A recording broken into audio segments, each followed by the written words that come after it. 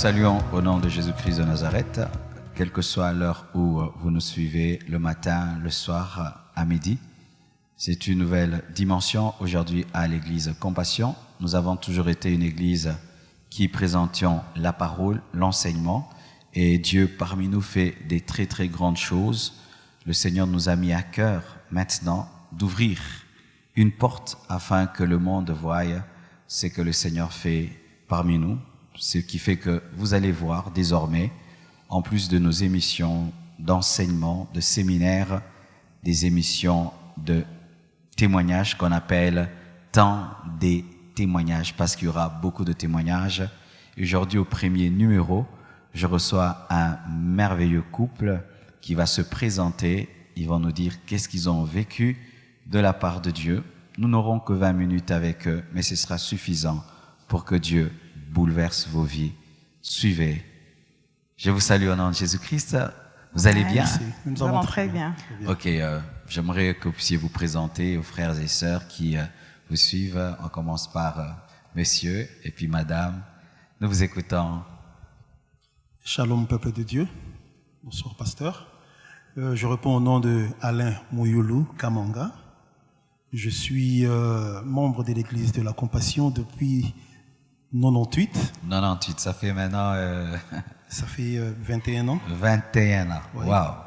Et maintenant, présentement, je supervise ou je dirige plutôt le département de la presse audio. Donc, c'est lui qui s'occupe du son de l'église et tout et tout. Donc, quand vous avez ce bon son, c'est par papa Alain. Amen. Ok, madame. Je me présente. Moi, c'est maman Liliane Berounia Mindia.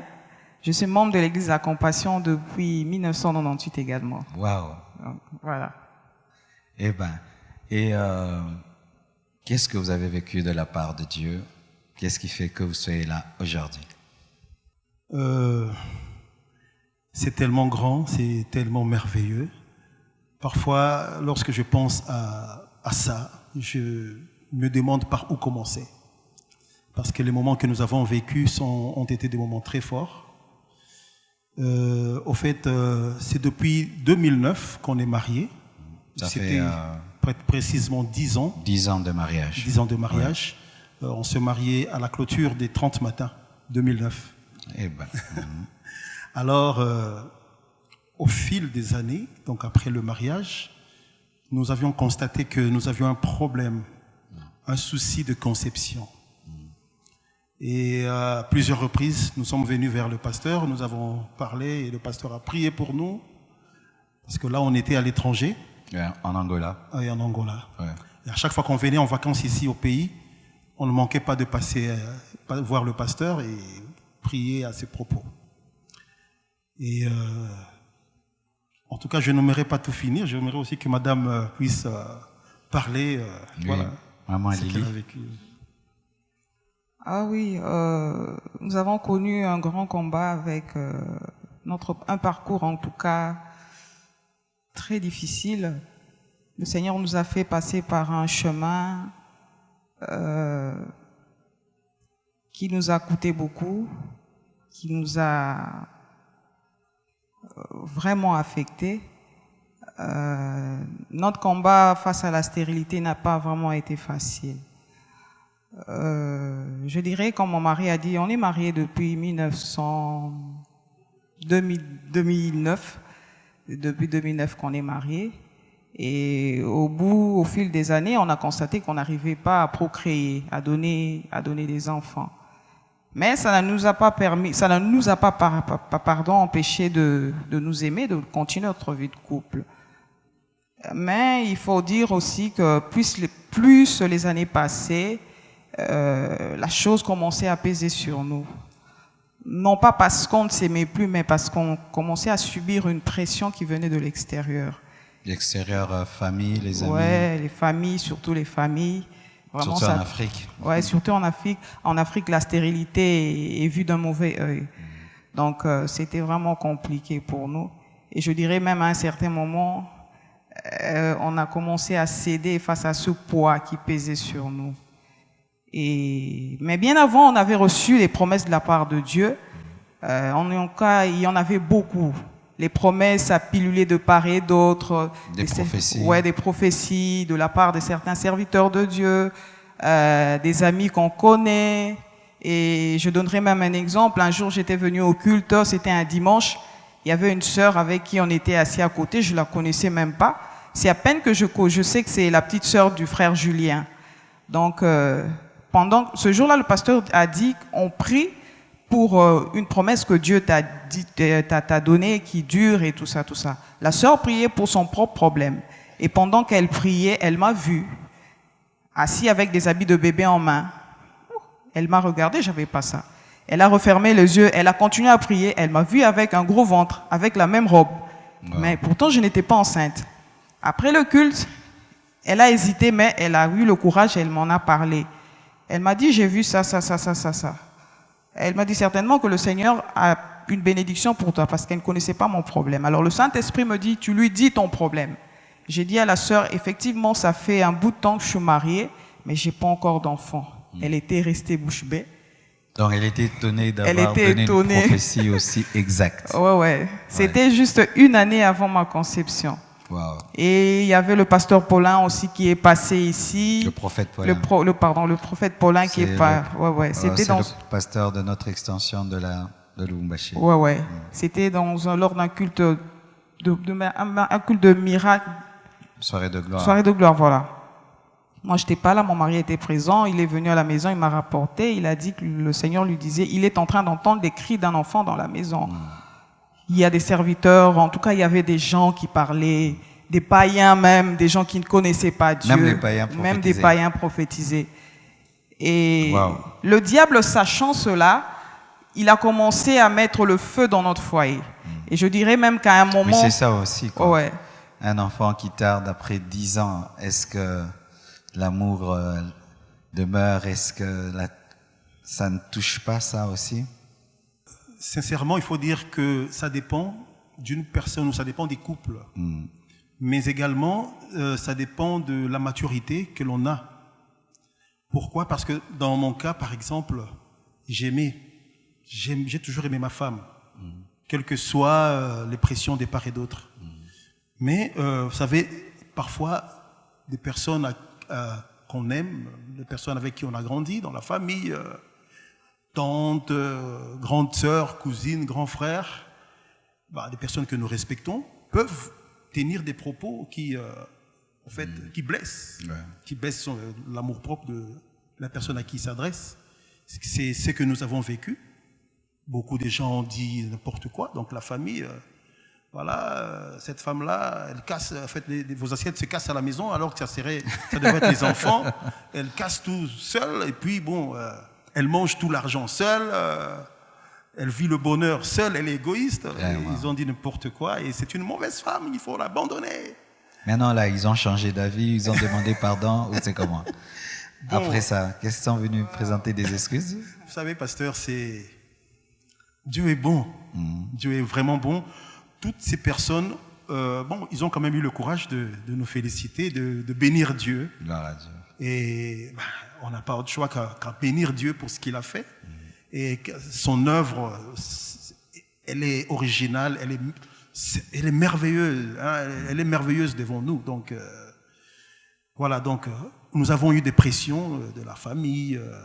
Mais moi, je continue à aimer mon épouse. Amen. Donc, l'un des secrets, il faudrait que malgré la stérilité, le couple continue à s'aimer pour avoir l'enfant. Oui. Ça, vous pouvez le dire aux autres couples qui traversent ce problème. Oui. Que leur amour demeure intact. Amen. Ce que je dirais comme conseil et exhortation aux couples qui connaissent ce même cas, de continuer à s'aimer. Parce que, l'amour, même pour Adam et Ève, l'amour a commencé à 2. Les enfants sont venus après. Amen. Bien après. Et on le dit, même dans le monde, on le dit, les enfants sont des visiteurs. Ils viennent et puis ils partiront. Mais on restera toujours à 2 si Dieu nous continue à nous prêter vie. Et nous devons savoir aussi une chose, que c'est Dieu qui donne des enfants. Amen. Il y en a qui ont la facilité de procréer. Il y en a qui, même après avoir eu l'enfant, en fait, qui ne touchent même pas l'enfant qu'ils accouchent. Parce que la maman meurt, la maman décède après. Mais en tout cas, il faut tenir bon, il faut continuer à s'aimer et à rester fidèle. Parce que dans ce cas, il y a certains couples qui Ils vont chercher ailleurs, quoi. Ils vont chercher ailleurs pour avoir des enfants. Ouais. Pour eux, le mariage, c'est les enfants. Parce qu'ils ont honte. Soit la femme cherche ailleurs, l'homme va chercher ailleurs. Voilà, donc on cède aux pressions. Le diable tire profit dans toutes ces choses. Et nous voyons les couples, les familles, les foyers qui avaient de l'avenir être disloqués juste pour cause de cette situation. Après 10 ans, quand même, 10 ans c'est beaucoup, qu'est-ce qui vous a permis de garder la foi que cet enfant allait venir? Moi, je dirais que ma foi, je l'ai puisée dans la parole de Dieu. Parce que lorsque je lis la parole de Dieu, je n'ai vu aucune femme dans la Bible rester stérile. Il y en a une que Dieu avait maudite, mais toutes les femmes ont eu des enfants. Et c'est par rapport à cela que j'ai gardé toujours la foi qu'un jour j'aurai des enfants. Parce que le Seigneur m'a doté de tout ce qu'il faut à une femme pour avoir un enfant, et je ne voyais pas pourquoi je ne pouvais pas avoir des enfants. En lisant la parole de Dieu, j'ai puisé ma force et je me suis dit, quel que soit le temps que ça prendra, je savais que ça viendra. Et je le disais souvent à mon mari, je te donnerai des enfants, je te donnerai des enfants. Ah, donc tu vas ajouter encore? Pourquoi pas? Si l'Éternel le permet, on ajoutera encore. Gloire à Dieu qu'ils arrivent. Amen. Et qu'est-ce qui vous donnait cette joie? Parce que à l'église, c'est toi qui règles le son et tu chantes aussi des fois et tu es aussi une enseignante de la parole.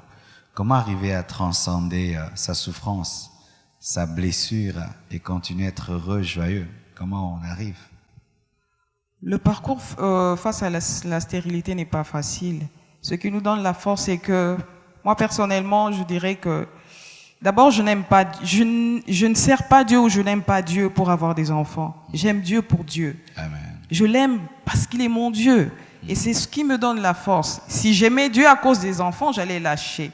J'allais sentir le poids sur moi. Mais parce que j'aimais Dieu pour Dieu, j'avais la force de continuer, quelles que soient les humiliations, tout ce qu'on pouvait rencontrer sur notre parcours. En tout cas, moi, ça fait mal parce qu'on a la chair. Mais des fois, on dit, je ne peux pas rater le ciel à cause des enfants. Amen. Donc, on continue sa marche avec Dieu. Amen. C'est ça.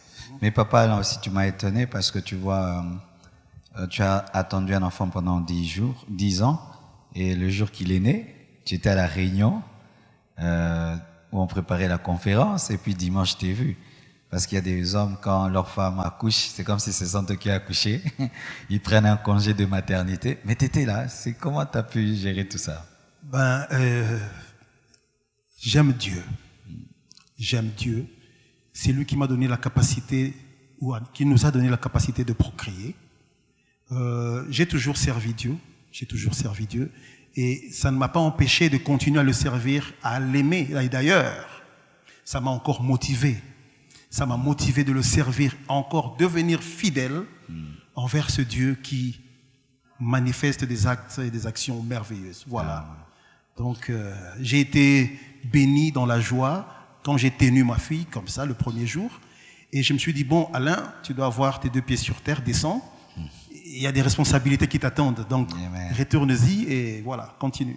Et cette offrande d'amour qui est venue spontanément, parce que beaucoup de gens ont déjà témoigné de telles choses, mais avec toi, c'est quelque chose, l'Esprit de Dieu a touché toute l'assemblée, se connecter à ton miracle. Et je t'ai vu, tu étais en larmes. Je sais que c'était pas pour l'argent. Comment vous avez vécu ça, cet amour de toute l'Église qui se réjouissait avec vous? Il y a des expériences qu'il faut vivre pour comprendre. J'étais très ému, très touché de voir toute l'Église partager ma joie. Et je me suis directement rappelé de ce verset qui dit « Réjouissez-vous avec ceux qui se réjouissent ». Et j'étais touché, franchement au plus profond de moi. Je m'étais vraiment ressaisi. J'étais en train de prier au fond de moi. Je disais « Seigneur, donne-moi la force de tenir » car je tremblais et j'allais même lâcher ce que je tenais en main. Voilà, donc j'ai senti un amour vrai dans l'assemblée. Amen. Et les gens se précipitaient pour manifester leur amour à notre égard. Ça m'a touché, ça m'est allé droit au cœur. Et je ne pouvais plus me retenir que de verser des larmes. Voilà. Amen. Des larmes de joie et de reconnaissance. Nous sommes en train d'aller vers la fin de notre émission. J'aimerais que chacun puisse, je crois, regarder une caméra qui est face à vous. Madame d'abord et puis monsieur. Une exhortation que vous pouvez faire à une femme qui traverse la même situation que vous. Que pouvez-vous lui dire? Je sais qu'il y a une femme en ce moment qui est en train de me suivre. J'aimerais un peu de mots lui dire de tenir bon. C'est une expérience pas très facile, mais avec l'aide du Seigneur, on finit toujours par avoir des résultats. Donc c'est comme je l'ai dit tantôt, dans la parole de Dieu, il n'y a pas de femmes stériles. Il y en a eu, mais elles ont fini par avoir des enfants. Donc il faut tenir ferme. C'est vrai, en Afrique, la stérilité est mal perçue. Lorsqu'une femme n'arrive pas à avoir des enfants, on lui traite de tous les noms d'oiseaux. Donc, c'est vraiment compliqué. Que ça soit dans la belle famille, les quartiers, les amis. Donc, la force pour, comment je peux dire, pour tenir bon, la force ne peut venir que de Dieu. Donc, s'il y a quelqu'un qui va lâcher, j'aimerais dire à une femme qui me suit, ce n'est pas vous, maman, ce n'est pas toi, ma sœur. S'il y a quelqu'un qui doit lâcher, c'est le diable qui doit lâcher. Amen. Donc, accrochez-vous au Seigneur et je crois qu'il fera de vous une plus que vainqueur. Parce qu'à la croix, Jésus-Christ a remporté le prix. Jésus-Christ a effacé l'acte dont les ordonnances nous condamnaient. La stérilité a été vaincue. Elle n'a plus de force. Donc, tenez bon. Ce que je peux dire, tenez bon. Donc, voilà, c'est un peu ça. Et Papa Alain, qu'est-ce que vous pouvez dire d'abord aux hommes qui, certains hommes, ce sont eux qui sont stériles, c'est pas la femme, et d'autres qui ont tendance à épouser une autre femme parce que maman tarde. Dites-leur un mot. Je voudrais m'adresser au papa, à mes frères, de tenir bon, de ne jamais céder aux pressions. Et surtout, d'avoir une très bonne compagnie. Aimez Dieu, craignez Dieu. Moi, je répétais souvent à ma femme, je n'irai jamais ailleurs, non pas parce que je t'aime, non pas parce que j'ai peur de toi. Je n'irai jamais ailleurs parce que je crains Dieu. Amen. La première des personnes, c'est Dieu. J'aime Dieu. Je le sers depuis ma jeunesse. Et ce que je vous demanderai, c'est de tenir bon, de continuer à aimer sa conjointe, parce que nous l'avons promis devant les hommes, et nous l'avons promis devant Dieu de l'aimer, de la chérir, de la protéger dans des bons et mauvais jours, jusqu'à ce que la mort nous séparera, Amen. ou si le Seigneur Jésus revenait.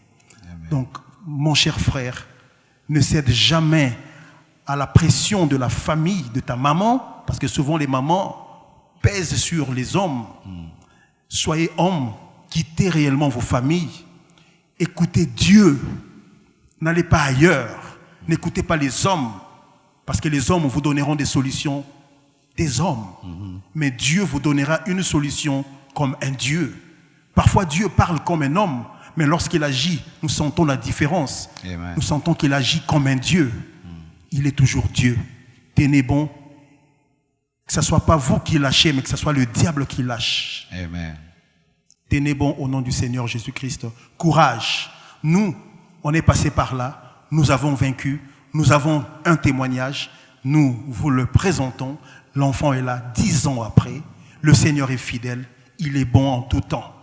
Continuez à croire, car la Bible nous dit que ceux qui s'approchent de Dieu doivent croire que Dieu existe et qu'il est le rémunérateur de ceux qui le recherchent. Amen. Donc ne cherchons pas Dieu selon les hommes, mais cherchons Dieu parce qu'il est le rémunérateur de ceux qui le recherchent. C'est ce que je peux vous dire pour l'instant. Amen. Que Dieu vous bénisse. Nous avons découvert un couple de prédicateurs. Nous acclamons le Seigneur. Alors, c'est sûr que tout le monde se dit, mais le bébé là dont on parle, il est où? Il est où? Alors, la fille, l'enfant s'appelle comment? C'est un garçon, une fille? Une fille, s'appelle comment? Ya Gaon Muyulu Mwema. Gaon. Ouais, Gaon. Garonne. Gaon. G-A-O-N-E. Gaon. Acclamons alors que Gaon arrive. Maman va prendre Gaon. Nous acclamons le Seigneur.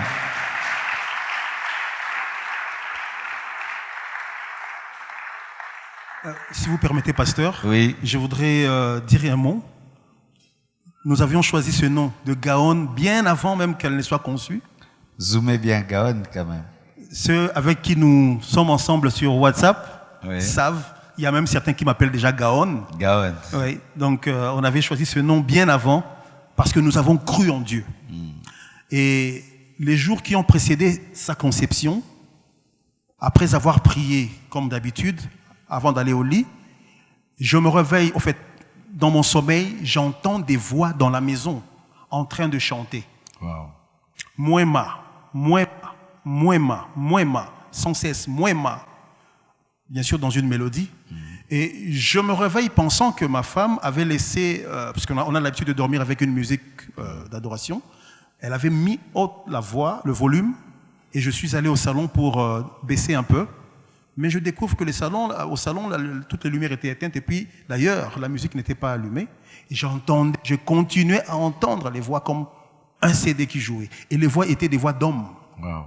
Bien organisées, bien coordonnées. C'était des anges. Gloire au Seigneur. C'est ce que j'avais compris. Et comme je devais aller au petit coin et après, je rentre, j'ai commencé à adorer Dieu avec les voix. Je me suis agenouillé et prié. Je me suis rendormi.